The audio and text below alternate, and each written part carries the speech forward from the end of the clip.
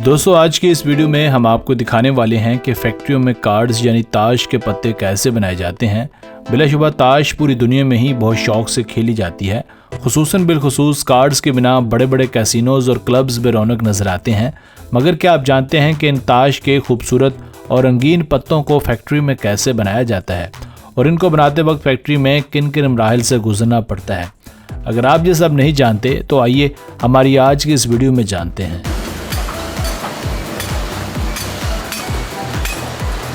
दोस्तों ताश या कार्ड्स बनाने की शुरुआत होती है पेपर के बड़े बड़े रोल्स के साथ। ये कोई आम पेपर नहीं होता बल्कि बहुत ही ज़्यादा स्पेशल और यूनिक पेपर होता है जिनको फैक्ट्री में लाने के बाद एक ख़ास कटाई में काट लिया जाता है।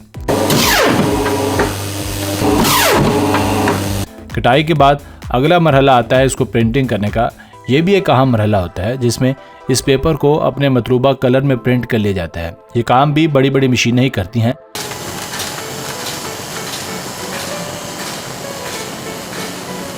कलर प्रिंटिंग के प्रोसेस में 4 रंगों का इस्तेमाल किया जाता है।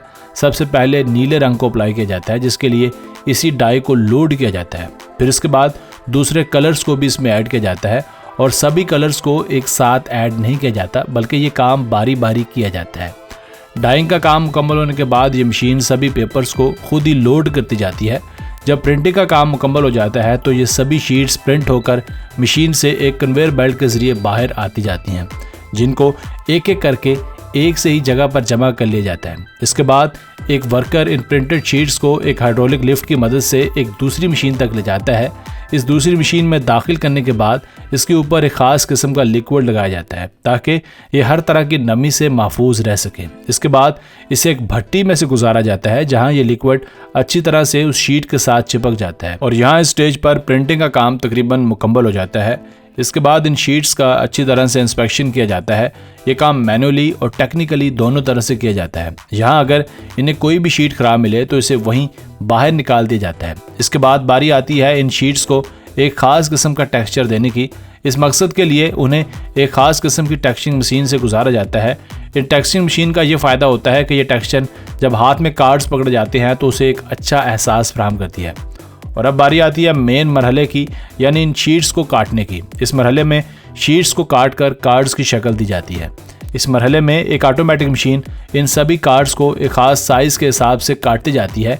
इन कार्ड्स की कटाई हो जाने के बाद इन कार्ड्स के किनारे आम तौर पर रफ हो जाते हैं जिनको स्मूथ और मुलायम बनाने के लिए एक और प्रोसेस से गुजारा जाता है। इस मकसद के लिए भी एक ख़ास किस्म की मशीन का इस्तेमाल किया जाता है जिससे पंचिंग मशीन का नाम दिया जाता है। इस मरहले के बाद ताश के पत्ते तकरीबन 99% बनकर तैयार हो जाते हैं और उसके बाद भी एक दफ़ा फिर से इन ताश के पत्तों को मैनुअली चेक किया जाता है कि क्या ये ताश के पत्ते सभी जो काटे गए हैं ठीक भी है या नहीं। यहाँ भी जिन कार्ड्स में कुछ छोटा मोटा डिफेक्ट रह गया है उसे बाहर निकाल कर रख दिया जाता है।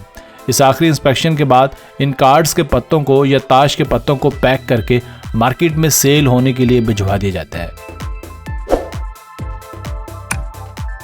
दोस्तों हमारी आज की ये वीडियो बस यहीं तक थी। उम्मीद है आपको पसंद आई होगी। अगर आप मज़ीद ऐसी वीडियोस देखना चाहते हैं तो हमारे चैनल आसिफ अली टीवी को अभी सब्सक्राइब कर लीजिए और अपनी राय का इजहार कमेंट सेक्शन में लाजमी कीजिए कि क्या आप मज़ीद ऐसी वीडियोस देखना चाहते हैं। तो मिलते हैं एक नई वीडियो के साथ। अपना बहुत सारा ख्याल रखिएगा। अल्लाह निगहबान।